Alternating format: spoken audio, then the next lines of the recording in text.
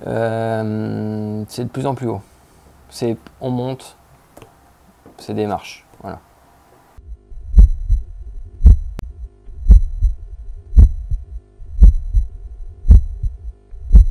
Donc moi, j'étais pas né fils de pub. En fait, j'ai fait du droit. J'ai fait 1 an de droit, tout le reste de travers en fait. Et donc après je suis parti au Canada. J'ai fait une partie de mes études là-bas, qui était dans l'import-export et le marketing. Et j'ai pas fini mon année parce que j'ai eu l'idée de monter Next One. Et en ayant cette idée-là, j'avais peur qu'en fait il y ait quelqu'un qui fasse ça avant moi, avant nous. Et du coup, je suis rentré. Donc, j'ai pas validé en fait mon année là-bas, même si j'avais des très bonnes notes, mais je suis parti un peu plus précipitamment. Et je devais continuer en fait mes études, mais du coup, je me suis dit que les sous que j'allais dépenser, je préférais les dépenser dans la création de cette société. En quelques mots, c'est une idée que j'ai trouvée qui était bien, de créer quelque chose qui fédère autour d'un projet, le digital, le fait qu'on regroupe des entreprises et qu'on fédère et qu'on essaie de faire quelque chose tous ensemble pour créer de l'élan, créer de l'engouement. Et du coup, c'est un projet qui me tenait à cœur, surtout qu'on avait à l'époque monté une structure qui était vraiment axée sur le digital par rapport à la rencontre. Et voilà. Ma vision de l'entrepreneuriat, pour moi, c'est déjà un peu de folie, beaucoup d'envie. La possibilité de démontrer du courage, c'est-à-dire d'être suffisamment tête brûlée pour se dire j'y arriverai, quoi qu'il arrive. Donc un élan très positif là-dedans. L'idée c'est quoi? C'est de faire créer sa vision et son entreprise. En fait, l'entrepreneuriat pour moi ça a plutôt démarré du fait que j'avais envie de créer mon petit monde et donc d'avoir des gens qui avaient envie de partager une idée, une volonté, une envie autour d'un projet. Voilà. Alors Next One, ça fait 17 ans qu'on existe. En fait, on est les rois des chiottes. Un concept tout simple, c'est que moi à l'époque, quand j'avais 18-20 ans, j'étais un peu un anti-pub, pour pas dire beaucoup. J'aimais pas les 4x3 dans la rue, j'aimais pas je profitais de la pub à la télé pour aller pisser, je faisais mes propres compiles pour pas avoir de pub à la radio. J'étais un anti-pub. Et je me suis posé en fait la question de où est-ce que je voulais bien avoir de l'information, de la communication par le biais de la publicité, parce que malgré tout, je pense que la communication et le fait d'être informé, c'est important, mais pas être informé à tout prix, quoi. Et du coup, l'idée, c'était de dire qu'il y a un endroit pour moi qui est utile pour avoir de la pub, et qui est contextualisé, c'est-à-dire qu'en fonction du lieu où je suis, moi à l'époque j'étais beaucoup dehors, j'étais beaucoup dans les bars, les restaurants. Quand on est étudiant, on a une vie à l'extérieur qui est assez importante. Après, elle devient différente parce qu'aujourd'hui, moi je sors toujours, je vais toujours au restaurant, je vois toujours mes panneaux à droite à gauche, mais d'une manière différente. C'est-à-dire qu'à cette époque-là, pour moi, ce qui était important, c'est d'avoir de la communication quand j'étais dans les pubs, quand j'étais dans les boîtes de nuit. Et du coup, à un moment dans ma vie qui était assez intense, le moment où en fait je faisais une pause, c'était aux toilettes. Et au lieu de se regarder la bistouquette, voir qu'elle était toujours là, tu lèves la tête naturellement. Et là, tu avais une surface d'expression qui était importante, qui était intéressante. Et qui permettait de communiquer avec l'autre. Et on a tous vu, je suppose que toi aussi, les les tags qui sont écrits dans les toilettes, ces choses-là qui sont marrantes, et puis qu'en fait on a tous envie de capter notre attention dessus, lire. Quand il n'y a pas ça, ben, à l'époque, moi je voyais, je lisais les marques, quoi, je lisais les marques des fabricants, Villeroy Bosch et tout ça. Et je me suis dit, mais c'est là qu'il faut mettre de la communication, parce que c'est là où on a le plus d'impact, plus de mémorisation, où on a la possibilité, en fonction du type de lieu, bah, de sélectionner la publicité qui est en face. Pour les femmes, c'est pareil, c'est-à-dire qu'en fait, quand elles sont en position chousse, elles l'ont en face des yeux, bah, du coup, elles peuvent avoir une communication qui va être plus intimiste. Exemple, nous les hommes, qu'est-ce qu'on en a à foutre d'avoir une communication pour... je sais pas, l'épilation ou des soutiens-gorge, même si une belle fille en soutien-gorge, toujours d'accord à voir, mais ce que je veux dire par là, c'est que pour elle, c'est vachement plus intéressant d'avoir une communication qui va être beaucoup plus sensible. Exemple, on fait pas mal de communication pour les laboratoires pharmaceutiques également, et il y a des sujets qui sont vraiment plus propices aux femmes, genre le cancer du col du papillomavirus. Et il y a des vaccins qui sont spécifiques et qui les regardent. Et voilà, s'il y a une côté intimité, on est entre guillemets entre quatre yeux, parce que moi je suis en face du panneau et il y a une communication qui est directe et qui est un peu intimiste, si tu veux. Et en plus, on peut sélectionner les lieux, parce qu'aujourd'hui on est présent, on a 25 000 panneaux à travers la France, on a 4 bureaux, on est à la Martinique, on est à Rennes, on est à Lille, le siège est en Savoie, et on a une antenne à Paris. Et du coup, on est dans des stades comme le Stade de France, on est dans des parcs des expositions comme le Paris Porte de Versailles, les plus gros en France, on en a plus d'une dizaine. On est dans on a plus de 15 000 panneaux dans les cafés, bars, restaurants, avec la possibilité de sélectionner, en fait, si tu veux. Exemple BMW, il va pouvoir communiquer uniquement dans les lieux CSP+, pour son dernier X6. Mais il va pouvoir communiquer aussi uniquement chez les femmes pour la Mini, parce que leur cible, c'est vraiment la Mini. Quoi, voilà, en gros...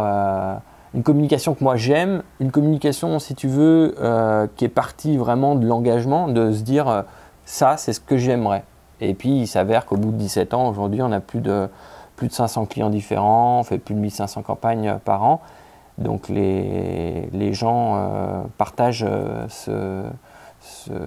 fait que c'est un support qui est gagnant-gagnant, quoi. Et pour moi, c'est important qu'il y ait un échange qui soit gagnant-gagnant. La définition de la pub. Il y a une imminente personne très intelligente américaine qui disait il y a quelques années en arrière, la publicité, on ne sait pas à quoi ça sert. Ce qu'on sait, c'est que dès lors qu'on arrête de communiquer, on pense que la société est morte. Donc ça, c'est une des définitions. Pour moi, c'est la possibilité d'apporter une communication, une information qui doit être utile et qui permet aux gens d'être informés sur un sujet X ou Y, quoi. Pour moi, je suis content quand je sors dans un bar ou dans un restaurant et d'avoir, j'aime bien la musique, de savoir qui est-ce qui va être en concert. Être informé, c'est cool, quoi. Et mémoriser aussi, parce que tu vois, dans les toilettes, là, moi j'ai appris mes verbes irréguliers, j'ai appris mes tables de multiplication. Je vois à chaque fois que je vais chez quelqu'un, les gens rigolent quand je leur parle quoi, on fait de la pub dans les toilettes, mais au final ils ont tous des magazines, ils ont tous, tu vois, tout le monde a une multitude d'informations dans les toilettes, et on voit que on est en recherche d'informations, et en même temps on a trop d'informations parce qu'à certains moments on est ultra sollicité, et là c'est le seul moment où on peut faire une pause et se dire ah tiens, là on me délivre un message tranquille, et si nous on arrive à faire que ce message il soit non agressif parce que c'est quelque chose que tu as envie de savoir, bah, c'est gagnant-gagnant, quoi. Voilà.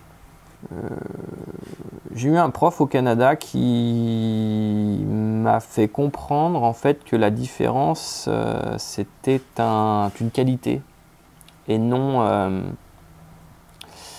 et non un défaut.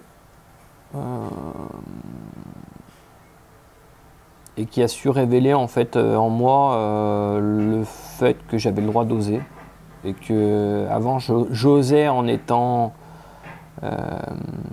en conflit avec la société, un peu le mouton noir parmi les moutons blancs, et je pense qu'en fait c'est plus d'accepter ces différences, accepter qui on est qui est le plus important. Donc j'aurais envie de dire que cette personne fait partie des gens qui m'ont donné des conseils, mais aujourd'hui tout le monde, pour moi, on est tous un mentor pour quelqu'un et inversement, et je pense qu'il y a plein de mentors partout.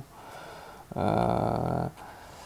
qu'a fait Macron, ce qu'a fait l'OM, l'Olympique, Monaco, ce que fait des sportifs, un coach qui te permettent de te transcender pendant un cours, ma femme, mes enfants, qui te donnent un coup de pied au cul entre guillemets, ou qui te donnent un petit truc qui fait que tu te dis ah ouais, voilà. Pour moi c'est la notion de mentor, ça me va pas en fait. Je préfère, il n'y a pas de super-héros. Je pense qu'on nous donne souvent à voir comme quoi en fait du jour au lendemain tu peux être un super-héros. C'est pas vrai, c'est au quotidien, c'est au jour le jour, c'est ça, plus c'est une pierre, plus une pierre, plus une pierre qui fait que. Moi, ce qui m'a beaucoup aidé, c'est que quand ma maman est décédée, elle m'a laissé 100 000 francs, qui a fait que j'ai démarré cette entreprise avec Stéphane, mon associé, et j'avais pas envie de la décevoir. Donc, à quelque part, la pugnacité, le fait d'amener du courage et tout ça, ça a été beaucoup elle, plus que mon nom de famille. Alors, oui, j'ai connu l'échec il n'y a pas longtemps, et en fait l'échec est intéressant. Moi, j'arrive à 40 ans là, on avait constitué, on avait fait un travail depuis 17 ans qui était important, et on commençait à être, on va dire, arrivé, et à vouloir faire beaucoup de choses en même temps, des fois on s'y perd, et à déléguer certaines choses aussi on s'y perd. Et du coup, j'ai connu l'échec là il n'y a pas longtemps. Et au final, l'échec, c'est comme tout, c'est la possibilité de regarder ou le verre à moitié plein ou le verre à moitié vide. Et du coup, c'est très enrichissant en fait. Ça nous a permis de faire un état des lieux, de voir un petit peu. Bien sûr, on perd de l'argent quand on est dans l'entrepreneuriat et qu'on a un échec au niveau de l'entreprise. Alors c'est pas chez Next One, c'est dans une autre structure que j'ai. Mais ça permet en fait de se remettre en cause, recentrer un petit peu, voir pourquoi. Et aussi, ce qui est intéressant, c'est qu'en fait ça te permet aussi de comprendre quelles sont tes forces et tes faiblesses, et de voir où est-ce que tu as pu oublier ton rôle, et ça te permet aussi de voir en fait quelles sont les choses qu'il ne faut pas que... tes facteurs clés de réussite en fait. Voilà. Chaque entrepreneur a une façon de manager, une façon de faire les choses qui est unique. Pour moi, il n'y a pas de sauce, secret sauce, quoi. Il n'y a pas un truc spécifique.